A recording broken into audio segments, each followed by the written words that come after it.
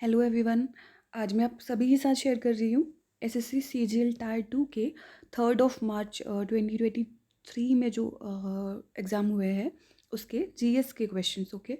और ये सारे क्वेश्चंस मेमोरी पे बेस्ड है, तो क्वेश्चंस की लैंग्वेज ऊपर नीचे हो सकती है, कुछ ऑप्शंस ऊपर नीचे हो सकते हैं, पर मैं कोशिश कर रही हूँ कि आप तक ठीक ठीक क्वेश्चंस मैं लेके आऊँ। तो जीएस के आज मैं कुछ क्वेश्चंस आपको बताने जा रही हूँ जो 3 मार्च की शिफ्ट में पूछे गए हैं एसएससी सीजीएल मेंस यानी कि टायर 2 में। Okay, so let's start.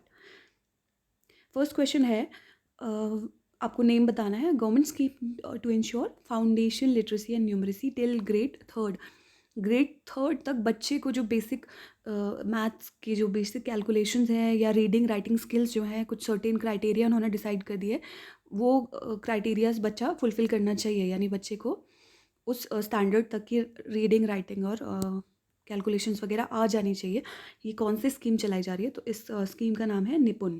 Okay, new education policy के अंडर ये स्कीम आती है, Nipun, to ensure basic literacy and numeracy till grade third. Okay, second option, second question है, which of the following is indirect tax? तो ये बहुत easy question है, इनमें से कौन सा एक इनडायरेक्ट टैक्स है?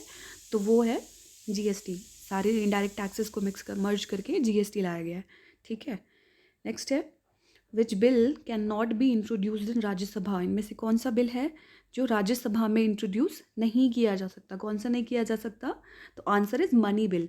Money bill can only B introduced इन लोकसभा। ठीक है, तो मनी बिल केवल लोकसभा में इंट्रोड्यूस किया जा सकता है।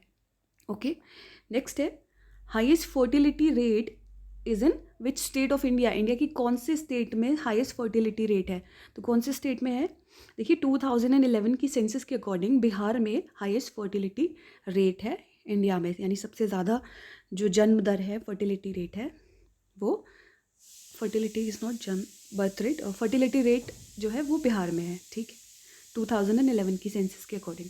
नेक्स्ट है, which law states when temperature increases volume increases, when temperature decreases volume decrease too? तो ये बेसिकली पूछ रहा है कि कौन सा लॉ जो है थर्मोडायनेमिक्स का, वो ये कहता है कि temperature of any body is directly proportional to its volume when constant pressure is constant. अगर प्रेशर कांस्टेंट हो तो टेम्परेचर जो है वॉल्यूम का के डायरेक्टली प्रोपोर्शनल होता है। वॉल्यूम बढ़ने पे टेम्परेचर बढ़ता है और वॉल्यूम घटने पे टेम्परेचर डिक्रीज हो जाता है। तो ये लॉ है चार्ल्स लॉ। ठीक है, कौन सा लॉ है? Charles law.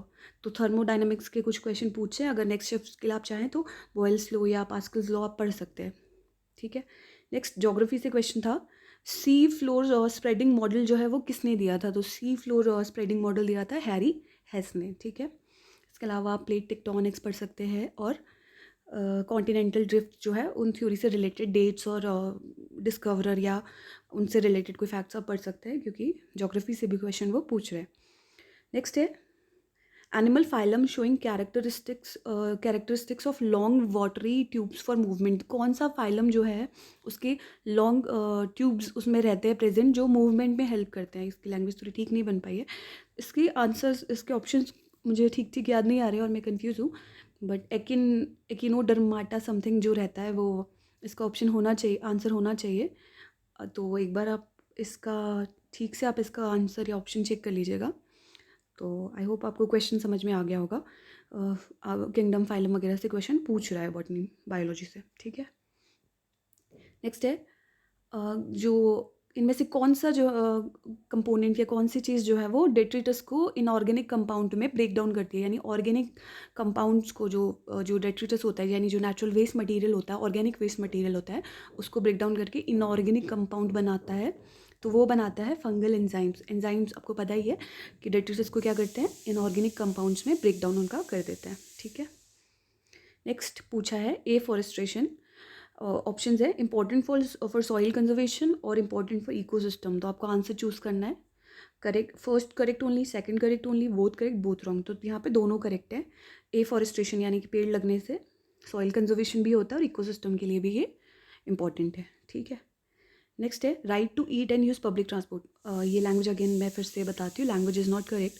तो यहाँ पे बेसिकली पूछ रहा है राइट टू इक्वालिटी, की आप सभी को पब्लिक ट्रांसपोर्ट, पब्लिक प्लेसेस जो गवर्नमेंट जिन्हें फंड कर रही है उस पे जाने का राइट है, और किसी तरीके का डिस्क्रिमिनेशन इस बेसिस पे नहीं होगा।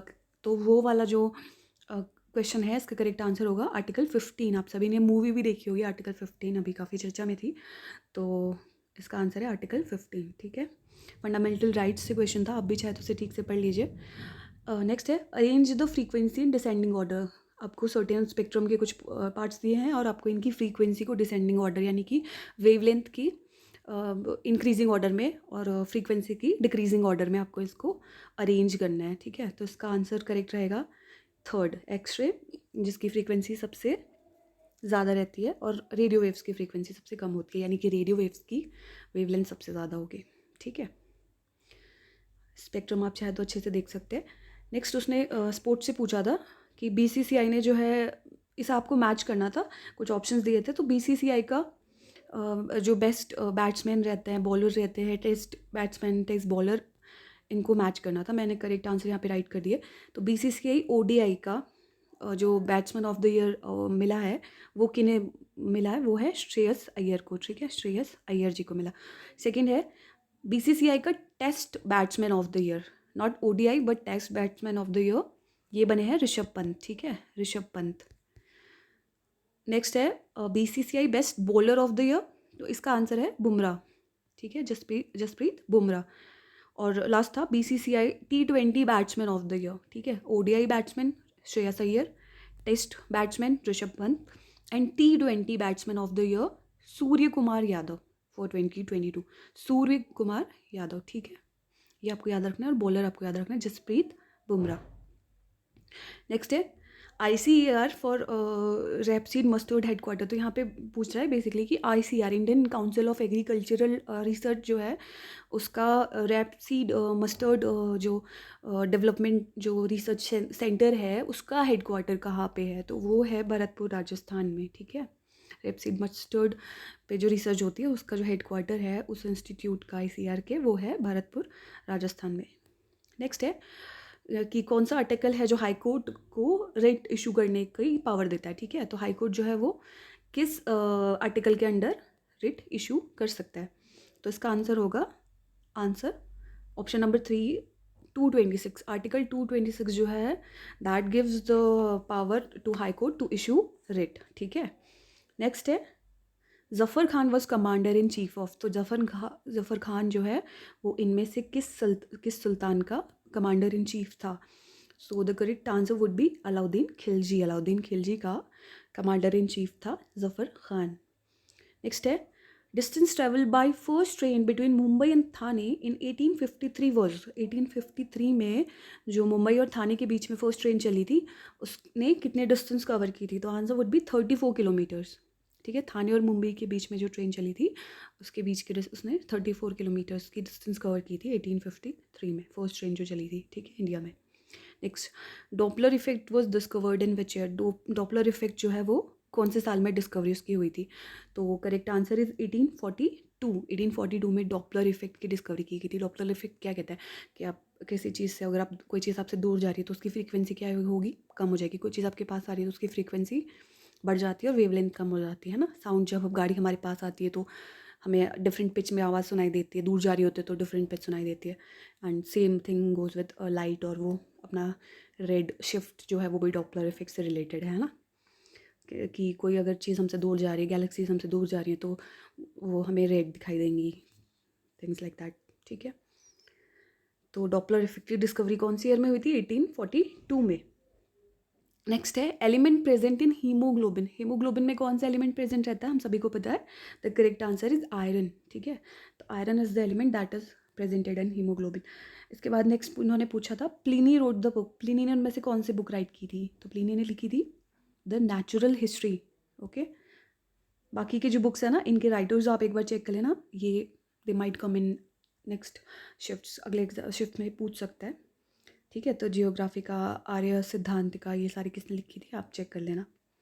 लास्ट क्वेश्चन है OH belongs to which family group. ठीक है, तो OH कौन से फैमिली ग्रुप को बिलोंग करता है, इसका करेक्ट आंसर होगा alcohol. You all know Mithil alcohol, methanol है ना, और एथिल एल्कोहल C2H5OH अपना एल्कोहल। तो जो OH है वो एल्कोहल को बिलोंग करता है। ठीक है, तो ये लास्ट क्वेश्चन था। तो ये 3 मार्च के एसएससी सीजीएल मेंस यानी टायर 2 के क्वेश्चंस थे जीएस के। मैं कोशिश करूँगी कि मैं बाकी की शिफ्ट्स के भी अगर क्वेश्चन मुझे मिल पाते हैं तो मैं लेके आऊँ। आज के शिफ्ट का क्वेश्चन मैं आपके साथ लाने की कोशिश करूँगी। तो kindly share the video, subscribe to my channel और या help me grow. Thank you all. कोई मिस्टेक हो तो आप रीचेक कर लेना, ठीक है? अगेन मैं बता रही हूँ ये सारा कुछ मेमोरी पे बेस्ड है। Thank you all, thank you for watching.